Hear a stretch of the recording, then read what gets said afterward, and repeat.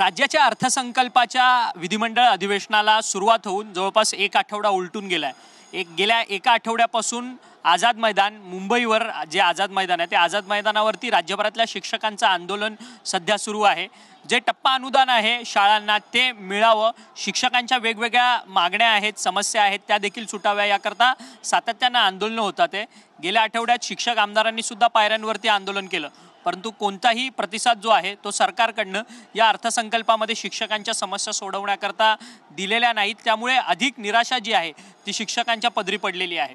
या सगळ्या संदर्भात बातचीत करण्याकरता आपल्यासोबत भाजपचे शिक्षक आमदार ज्ञानेश्वर म्हात्रे आहेत। ज्ञानेश्वर म्हात्रेजी, सत्ताधारी पक्षातले तुम्ही आमदार आहात, परंतु शिक्षकांना खरंच हाल अपेष्टा सोसाव्या लागतातच का? तुम्हाला काही मेसेजेस, काही कॉल्स शिक्षकांचे येतात? कारण की गेल्या एका आठवड्यापासून आंदोलन करतात शिक्षक। खरं आहे अक्षयजी, खऱ्या अर्थाने बघा, शिक्षक हे ज्ञानदानाचे पवित्र कार्य करत असतात। पगार हे बाजूला ठेवून विद्यार्थ्यांना शिकवण्यामध्ये पहिले प्राधान्य देण्याचं त्यांचं काम असतं। अनेक वर्षापासून या विना अनुदान तत्वाच्या शाळा होत्या, त्यांना अनुदान देण्यासंदर्भात शासनाने धोरण आखलं। त्या शाळांना दर वर्षी टप्प्याटप्प्याने, म्हणजे पहिल्या वर्षी 20%, दुसऱ्या वर्षी 20%, असे 5 वर्षामध्ये 100% अनुदान देण्याचं गरज होतं। 2015 पासून ज्यावेळेला 20% अनुदान दिलं, त्यानंतर आज तगायत ते 100% अनुदान झालेलं नाही।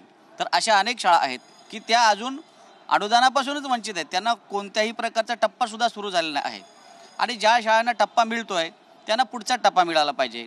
काही अशा त्रुटीतल्या शाळा होत्या की त्यांनी वेळेमध्ये त्रुटीपूर्तता केलेल्या होत्या, त्यांचा एक टप्पा राहिलेला होता, त्यांनाही पुढचा टप्पा मिळणं गरजेचं होतं। आणि ज्या शाळांना काही अनुदान मिळालं नाही अशा शिक्षकांना अनुदान मिळवून देण्यासाठी 14 ऑक्टोबरला शासन आदेश काढलेला होता, त्याची पूर्तता आज तागायत झालेली नाही। या सगळ्या गोष्टींमध्ये अक्षय आम्ही पाहतो की विना अनुदान तत्वाचा जो एकही रुपया पगार त्याला संस्थाही देत नाही किंवा शासनाकडनं पगार मिळत नाहीत। असे अनेक शिक्षक मी पाहिलेत जे शेतमजुराचं काम करतात। अनेक ठिकाणी वाटेल ते, काही लोक तर मी पाहिले की सिमेंटच्या गोण्या उचलताना मी पाहिलेलं आहे। अशी विदारक अवस्था ही शिक्षकांची झाली आहे। ज्या शिक्षकाकडे अत्यंत सन्मानाने पाहिलं जातं, तो शिक्षक अत्यंत अक्षरशः स्वतःच्या मुलाबालांकडे दुर्लक्ष करून रक्ताचं पाणी करून दुसऱ्याच्या मुलाला घडवण्यासाठी प्रयत्न करत असतो। आणि त्याला ज्या वेळेला काही देण्याची गरज असते, त्यालासुद्धा स्वतःचं कुटुंब आहे, मुलाबालांची लग्न करायची आहेत, स्वतःचं घर घ्यायचं, त्यांनी कधी स्वप्न पूर्ण करायची, या सगळ्या गोष्टीसाठी आम्ही भांडत असतो। एवढं करून 14 ऑक्टोबरला शासन आदेश काढून हिवाळी अधिवेशनात त्याला तरतूद करायला पाहिजे, तीही तरतूद झाली नाही। या अर्थसंकल्प अधिवेशनात पुरवण्या मागण्या ज्या होत्या त्या पाहिल्या, त्याच्यामध्येही तरतूद नाहीत। अर्थसंकल्पामध्ये तरतूद होईल त्यासाठी प्रयत्न केला। आम्ही सगळ्यांना भेटलो, राज्याचे मुख्यमंत्री आदरणीय देवेंद्र फडणवीस साहेबांना भेटलो, ज्यांच्या काळामध्ये GR काढला होता तत्कालीन मुख्यमंत्री एकनाथजी शिंदे साहेब होते आणि दीपकजी केसरकर साहेब होते। केसरकर साहेबांनी सभागृहामध्ये घोषणा केली होती, तरीसुद्धा तरतूद होत नाही। अत्यंत वाईट वाटतंय आणि या सगळ्यातून मार्ग काढण्यासाठी मी शिक्षक आमदार म्हणून जीवाचं रान करतोय। तुमच्याकडे मी अनेकदा बाईट दिले आहेत, त्यातून तुम्ही पाहिलं असेल। आणि सगळ्या शिक्षक आमदारांसोबत घेऊन काहीतरी करूया की आपण इथे आलो आहोत, या शिक्षकांच्या समस्या सोडवण्यासाठी काहीतरी न्याय देण्यासाठी प्रयत्न केला पाहिजे, याकरता सातत्याने प्रयत्नशील आपण आहोतच। परंतु तुम्ही सत्ताधारी आमदार आहात, सत्ताधारी आमदारांचं देखील हे सत्तेतली लोक ऐकत नाही का? कारण की असा प्रश्न निर्माण होतो, तुम्ही भाजपच्या तिकिटीवरती शिक्षक मतदारसंघ, कोकण शिक्षक मतदारसंघातून निवडून आला, मग तुमचं आता मुख्यमंत्री उपमुख्यमंत्री हे देखील ऐकत नाही का? अर्थमंत्र्यांनी त्यांच्या संपूर्ण या अर्थसंकल्पामध्ये जे टप्पा अनुदानासाठी जी रक्कम होती, अपेक्षित होती, तेवढी रक्कम जी आहे ती सुद्धा वितरित करण्याचे निर्देश दिले नाही किंवा अर्थसंकल्पामध्ये त्या संदर्भात कोणती तरतूद नाही। अक्षयजी, याकरता मी दर आठवड्याला माननीय मुख्यमंत्री देवेंद्र फडणवीस साहेब, उपमुख्यमंत्री एकनाथजी शिंदे साहेब यांच्याकडे सातत्याने हे विषय मी घेऊन जातो। सातत्याने त्यांच्याकडे गेल्यानंतर तेही आम्हाला आस्थेने सांगतात की हा टप्पावाढ आहे तो आपण 100% देणार आहोत, जुन्या पेन्शनचा विषय असेल तोही आपण करत। अशा उत्तर आम्हाला त्यांच्याकडनं पूर्ण पॉझिटिव्ह, आम्हाला त्यावेळेला आत्मविश्वास आणि खात्री असते की आम्ही सत्ताधारी आमदार आहोत, आमच्या पक्षाचे मुख्यमंत्री आहेत, उपमुख्यमंत्री आहेत, ते निश्चितपणे न्याय देतील। या भावनेतून आम्ही सातत्याने त्यांचे संपर्क साधून आणि आम्हाला वाटत असतं की करतील आणि अजूनही विश्वास आहे की ते करू शकतात। परंतु अर्थविभागात काय चाललंय आम्हाला कळत नाहीत। सगळ्या गोष्टी तिथपर्यंत पोहोचल्या की तिथे ब्रेक लागतो आणि अडचण निर्माण होत असतात। अजित पवार हे सातत्यानं शिक्षकांच्या या सगळ्या समस्या सोडवण्यासाठी अपयशी आणि ब्रेक घालण्याचं काम अजित पवार करतात आहेत का? कारण की तुम्ही म्हणतात की तुम्ही पाठपुरावा तर अर्थमंत्र्यांकडे करता, परंतु अर्थमंत्री कोणत्याही प्रकारची तरतूद करत नाही आहेत. अर्थमंत्र्यांकडे आम्ही 1-2 वेळा गेलेलो होतो. त्यांच्या म्हणण्यात एकच की पैसे नाही आहेत, निधी नाही आहे. आम्ही नेहमी सातत्याने बोलत असतो की शिक्षक आणि शिक्षण क्षेत्र हे पवित्र क्षेत्र आहे, त्याला काहीतरी आपण निधी उपलब्ध करून दिला पाहिजे. आम्ही त्याबाबत कधीही म्हणत नाही. आम्ही सगळे शिक्षक आमदार नाही म्हणतो की तुम्ही सगळ्या योजनांना पैसे द्या, पण शिक्षकांना लागण्याला जो पैसा आहे तो आपण दिला गेला पाहिजे. आता त्यांच्या मनामध्ये काय हे आम्हाला काही सांगता येत नाहीत आणि त्यामुळं संपूर्ण राज्यभर शिक्षकांनी नाराजी व्यक्त केलीत. तुम्ही पहा 8 मार्चला खूप वाईट वाटतंय की माझ्या शिक्षक भगिनी आझाद मैदानावरती त्या दिवसाला तोंडाला काळं फासून त्या ठिकाणी बसल्या होत्या. बिचारा खूप दुर्दैवी या सगळ्या गोष्टी मला असं वाटतात. असं कधी घडलेलं नाही. एवढंच नाही तर त्या दिवशी जेलभरो आंदोलन केलं. ज्या दिवशी आपण महिलांचा सन्मान करतो त्या दिवशी माझ्या बहिणी जर आझाद मैदानावरती तोंडाला काळं फासून बसत असतील, जेलभरो आंदोलन करत असतील, तर याच्यासारखी दुर्दैवी गोष्ट काय असेल? खूप वाईट वाटतंय. आज इथे शिक्षक आमदार म्हणून मी आलो आहे. 2 वर्ष माझ्या कारकिर्दीला पूर्ण झालेत. असं वाटतंय की आपण या शिक्षकांना न्याय देण्यासाठी काहीतरी प्रयत्न करतोय आणि त्यातून जर काय साध्य होत नसतील तर मला सुद्धा नैराश्य येते. एवढंच नाही, अक्षय या 2 आठवड्याभरामध्ये 2 शिक्षक हार्ट अटॅकने एक्सपायर झाले.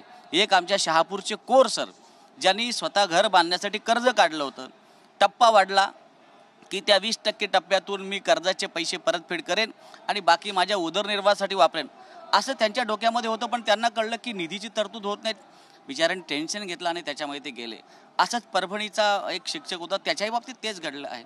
अशी विदारक अवस्था शासनाकडनं का असं होतं मला काय कळत नाही. पण याला कुठेतरी अजूनही आशेचा किरण म्हणून आम्ही सातत्याने प्रयत्न करतो आणि माझे प्रयत्न तर सातत्याने सुरूच आहेत. कालसुद्धा आम्ही जे काही बजेट सादर केलं आहे त्या बजेटमध्ये 26,000 कोटी रुपयाची तरतूद आम्हाला दिसून येते आणि लागणारे पैसेही 24,000 कोटीच्या आसपास काहीतरी आहे. त्याच्यापेक्षा जे जादा निधी आहे तो निधी जर या टप्पा अनुदानवाल्यांसाठी जर परावर्तित केला तर निश्चितपणे काहीतरी होऊ शकतं आहे. म्हणून काल सगळ्या आमदारांना मी भेटलो, सगळ्यांची एकजूट केली, सगळ्यांना सांगितलं की आपल्याला राज्याच्या मुख्यमंत्र्यांना विनंती करावी लागणार आहे. शिक्षण मंत्र्यांना तर ऑलरेडी आम्ही विनंती केली आहे. त्यांनाही सांगितले की जादा निधी दिसून येतो आहे, तो निधी जर आपण इकडे वळता केला तर हा टप्पा अनुदानाचा विषय सुटून जाईल. परंतु तुम्ही सातत्यानं सगळे शिक्षक आमदार पायऱ्यांवरती आंदोलन करतात आहात. तुमचे जे मतदार आहेत, शिक्षक जे आहेत, ते मात्र आझाद मैदानावरती आंदोलन करतायत. तुम्ही सातत्याने त्यांच्या भेटीगाठीसुद्धा घेतात आहेत. पण या सगळ्या संदर्भात आता तुमची रस्त्यावरची लढाई या सरकारच्या विरोधात सुरू राहणार का? पैसे तुम्ही म्हणतात की अर्थसंकल्पामध्ये 26,000 कोटी रुपये शिक्षण खात्याला दिले, परंतु ते सगळ्याच्या सगळे 24,000 हे तुम्हालाच टप्पा अनुदानाला देण्यात येतील असं तर होणार नाही. याच्या संदर्भामध्ये मी स्वतः पुढाकार घेऊन प्रयत्न करतोय आणि मी एकटाच नाही, सगळ्या आमदारांना सोबत घेतोय. जमू अभ्यंकर साहेब असतील, आजगावकर साहेब असतील, किशोर दराडे असतील, मनीषा कायंदे मॅडम असतील, सत्यजित तांबे असतील, या सगळ्यांना, सगळे शिक्षक आणि पदवीधर आमदार सगळ्यांना एकत्रित करण्याचं काम केलं आहे.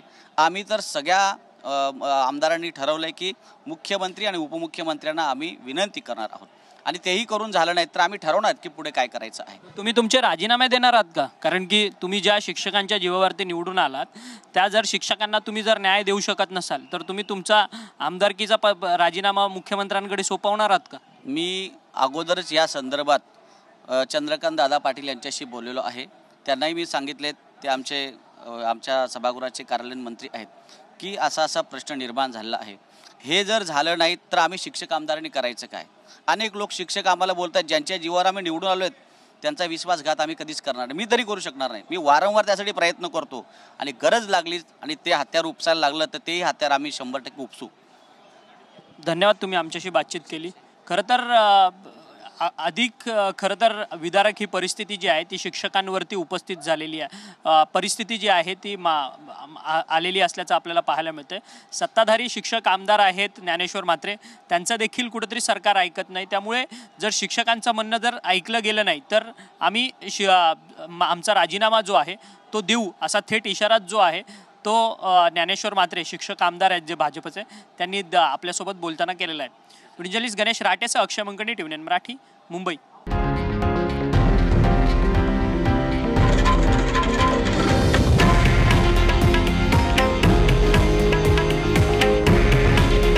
हे आहे देशातील नंबर 1 न्यूज नेटवर्क आणि आपण पाहत आहात TV9 मराठी. काळजी तुमची, हित महाराष्ट्राचं.